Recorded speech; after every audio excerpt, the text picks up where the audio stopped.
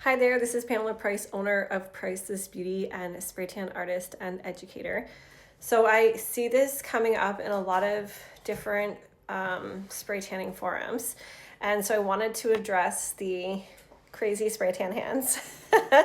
Now, first of all, let's talk about our responsibility, and then we need to talk about the client's responsibility. So our responsibility is to ensure that we understand the right positioning of our clients' bodies and how we can prep the hands properly to make sure that we're not spraying them.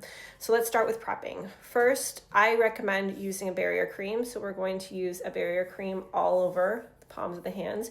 We do a light layer on top and the fingernails as well. But for the palms of the hands, we're going to ensure that there is a barrier cream all over their hands. Now, one thing that you can do to ensure that you have equipped them to understand the purpose of this is to explain why we're doing this, and then tell them to be careful not to touch their skin during the spray tan application, not to touch the tent or the extraction unit or whatever you have where there might be a buildup of spray tan product landing, because as soon as they touch that and they apply pressure, there is a really good chance that the spray tan is going to adhere. Even if you do have a barrier cream, it could still happen. Barrier cream is helpful, but it's not 100%, okay? And then we're going to make sure that the client's hands are always facing away from where we're spraying. And another trick is to spray tighter to the body and watch your gun setting. So if you have a really wide spray or you spray really far away from the client, then you're going to experience a lot of overspray. An extraction unit is helpful, or extraction fan is helpful to suck up that excess solution as well. So make sure that you're being very mindful about where the spray is actually going. Even if you accidentally spray the hand, we can overdevelop because the hand texture is completely different from the rest of the body, and it does have a tendency to develop, unfortunately. So we have to be mindful of that, okay? And making sure that wrist is always open as well, so that way we're not getting crease in this little area, okay? So that is our part. And then also when the spray tan is done, I should say that we're going to use a makeup or a baby wipe and remove all excess product off of hand. And I like to blend it slightly into the wrist and then use a large makeup puff or a makeup brush and blend that area out, okay? And then I also wipe off the tops of the nails.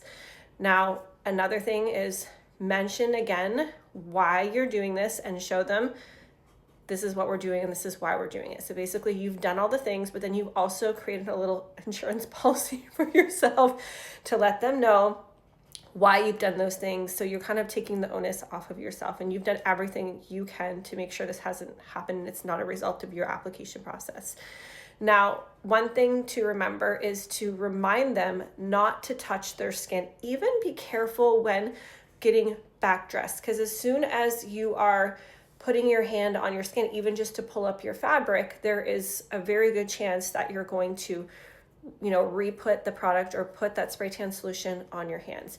This looks to me very strongly like the client did touch their skin. So you can see how the pads of their fingers is significantly darker. It does to me look like there might be some overspray on there as well, but it's really hard to determine because we don't always know exactly what happened in these situations.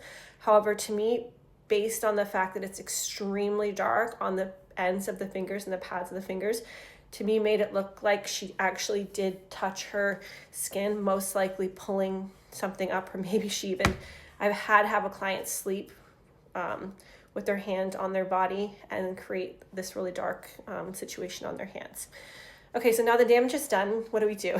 Okay, so I recommend carrying a spray tan removal product. I like the X-Tan. However, there's lots of brands out there that you can use that you can sell to your clients. If you're not able to get this to them, they can use a pumice stone, and even just sugar and lemon will help to break it down pretty quickly.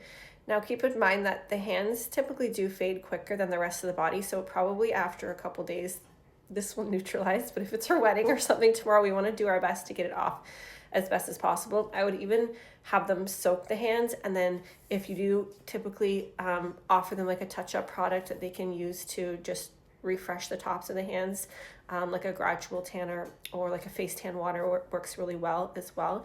But if we don't have an option to get those items out to them, then we want to just do our best to remove that intensity off of the back of the hands. So I hope those hacks help for you guys. Be very mindful about your application, do your due diligence, and you have to really verbalize exactly what the best steps are and prevention to ensure that once they leave, you know that they understand the importance of not touching their skin and being careful with their spray tan while it is developing. If you guys have any questions about spray tanning, if you're looking to learn to spray tan or you want more information, you want to pick my brain, slide into my DMs, comment below, hit me up on Instagram, Priceless Beautygram.